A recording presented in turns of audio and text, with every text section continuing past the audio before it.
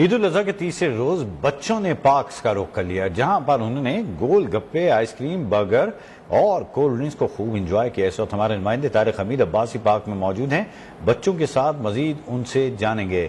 तारिक अब्बासी, तफसीलात से आगाह कीजिए। हाजी नाज़रीन, बड़ी ईद हो या छोटी ईद हो, बच्चों के लिए दोनों एक ऐसी ईद है। बच्चों को ईदी क्या मिली, तो बच्चों ने रुख किया है टंडो लहर के पार्क का। इस वक्त मैं इस वक्त टंडो लहर के एक पार्क में मौजूद हूँ। आइए बच्चों से बातचीत करते हैं, सवाल से उनका क्या कहना है। सकीना, बेटा कैसा एंजॉय कर रहे हैं आप यहाँ पर? बहुत अच्छा लग रहा है। My name is Aviya, my father name is Mahmudur Rahman.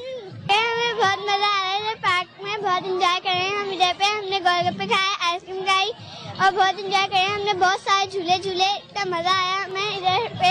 खर्ची है मिली है, असि घूमर आया हूँ पर मिट्टी जाम आए मजा अच्छे तो पर मोबाइल में। जी, आपने बच्चों की बात नहीं, बच्चों का यही कहना था कि हमें ईद मिली। हम इस वक्त टंडो लहर के एक पार्क के अंदर आए हैं, जहाँ पर बच्चे बहुत बड़ी शुक्रिया तादाद टंडो लहर में से तफसीलात से आगाह करने के लिए।